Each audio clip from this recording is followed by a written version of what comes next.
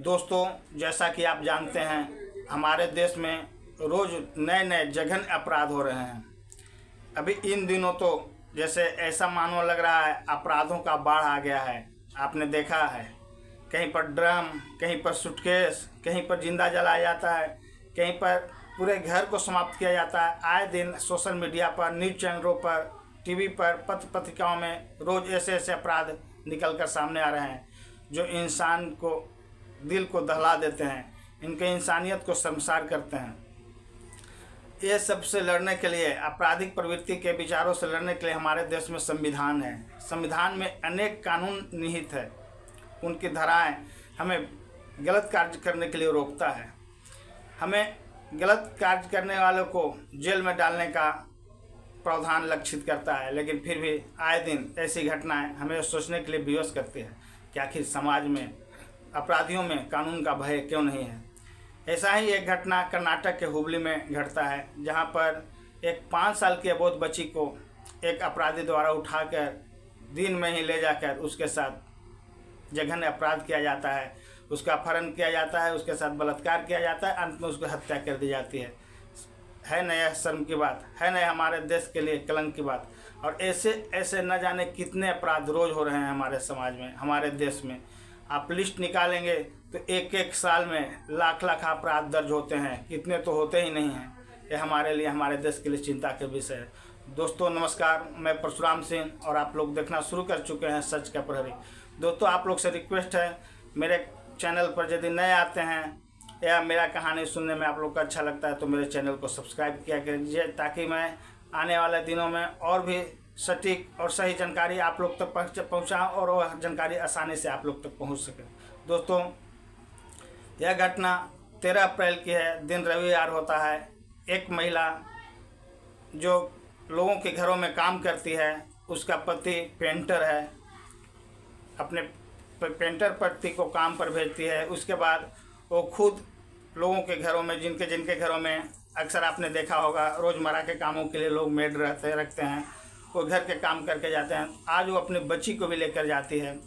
बच्ची उसी घर के बाहर खेलने लगती है और माँ उस घर के अंदर जाकर काम करने लगती है। इसी दौरान जो बच्ची को देखने बाहर आती है तो देखती है बच्ची गायब है। वो रोने लगती है, चिल्लाने लगती है, आवाज़ लगाने लगती है, लेकिन कहीं कुछ सुराग नहीं पता चल रहा था, कहीं कुछ पता नहीं चल रहा था। पब्लिक सब जमा होते हैं, सब ढूंढने लगते हैं। सीसीटीवी कैमरा भी चेक किया जाता है तो पता चलता है एक व्यक्ति बच्ची को बहला फुसलाकर गोद में उठाकर ले जा रहा है। इधर बच्ची को सुनसान रास्ते पर घर के बाहर खेलते हुए देखकर, अनजान बच्ची को देखकर वहाँ पर एक आदमी आता है। उसका नाम रितेश रक्षित क्रांति है। कहीं कहीं पर रितेश कुमार बताया गया है तो कहीं कहीं पर रक्षित क्रांति भी बताया गया है उस व्यक्ति का नाम। उम्र यही लगभग 35 वर्ष है। वह अपराधी आता है, उस बच्ची को चॉकलेट देने के बहाने उसको बहला फुसलाकर गोद में उठाकर एक सुनसान जगह पर, जहाँ पर शेड बना हुआ होता है, यह हुबली का अध्यापक नगर इलाका होता है, वहाँ पर ले जाता है। बच्ची रोने लगती है, चिल्लाने लगती है, छटपटाने लगती है। बच्ची का मुंह दबाता है, उसके साथ दरिंदगी करने की कोशिश करता है, या दरिंदगी किया भी होगा तो पोस्टमार्टम रिपोर्ट में पता चल जाएगा आने के बाद। पुलिस को और आम पब्लिक को शक है कि उसके साथ दरिंदगी भी की गई है और उसके बाद उसकी हत्या कर दी जाती है। यह जब हलचल हो रहा था तो बच्ची की कुछ आवाज़ आसपास भी गई थी, जिससे धीरे धीरे पब्लिक उधर आने की कोशिश करते हैं। जब आते हैं तो देखता है वहाँ पर एक बच्ची मरी हुई है। इधर जब घर के पास बच्ची नहीं दिखाई देती है जिधर उसकी माँ काम कर रही थी, तो उसने भी ढूंढने लगती है, खोजने लगती है, लोगों को चिल्ला कर आवाज़ लगाकर बुलाने लगती है। सब कोई सीसीटीवी देखते हैं तो देखते हैं कि इस दिशा में एक बच्ची को लेकर एक आदमी जा रहा है।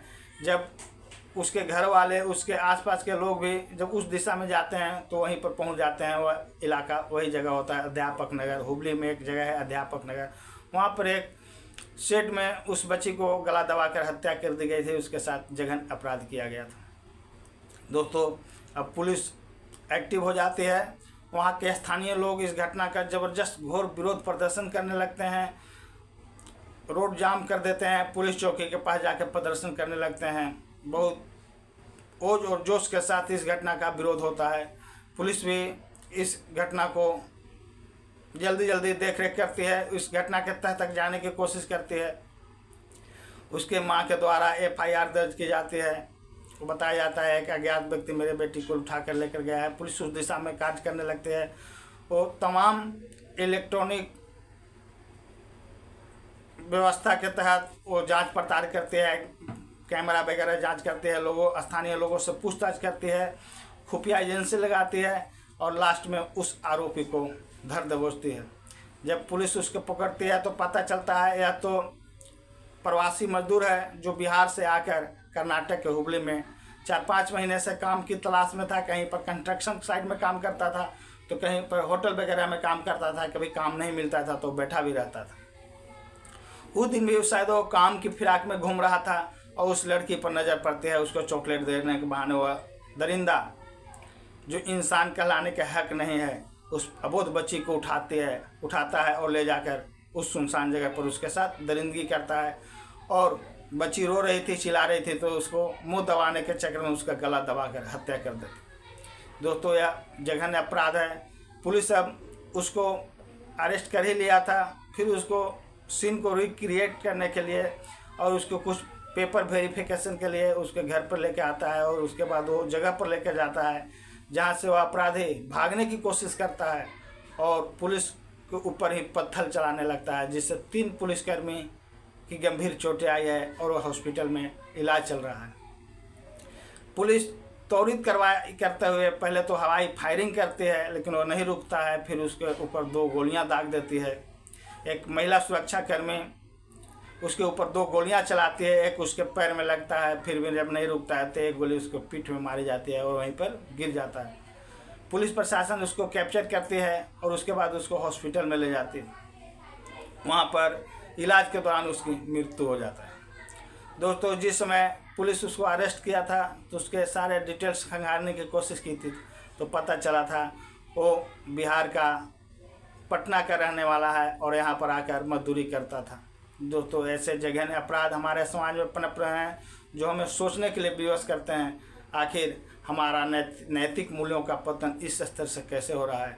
ये हमारे देश के लिए, हमारे समाज के लिए, हमारे समाज के उन्नत भविष्य के लिए एक खतरा का विषय है।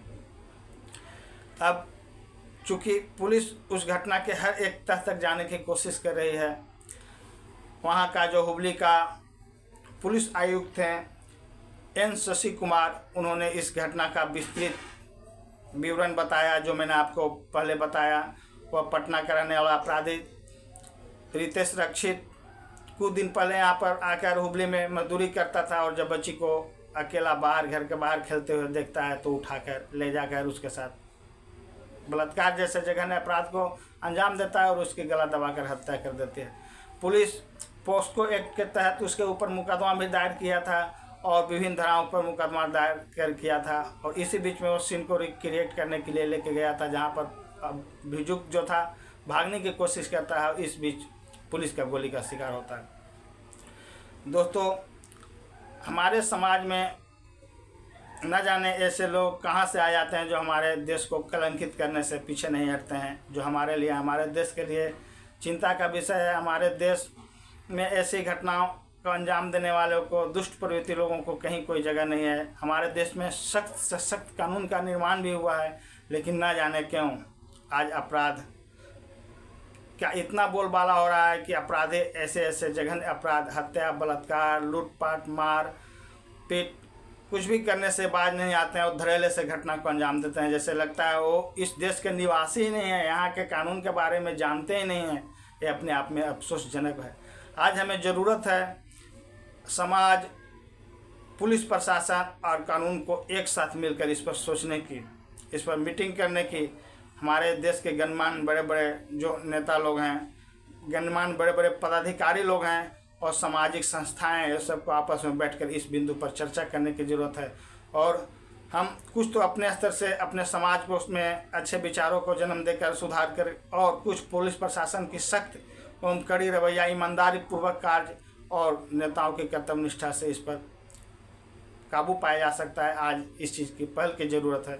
दोस्तों, आपका इस कहानी में क्या राय है? अपनी राय इस वीडियो के कमेंट बॉक्स में ज़रूर देंगे। दोस्तों, यह कहानी सुनाने का उद्देश्य हमें किसी को परेशान करना नहीं है, किसी को दिल दुखाना नहीं है, बल्कि लोगों को जागरूक करना है, सचेत करना है। और मैं आशा भी रखता हूं कि आप लोग जहां भी रहेंगे जागरूक रहेंगे, सचेत रहेंगे, ऐसे लोगों को पहचान कर ऐसे लोगों से दूर रहने की कोशिश करेंगे।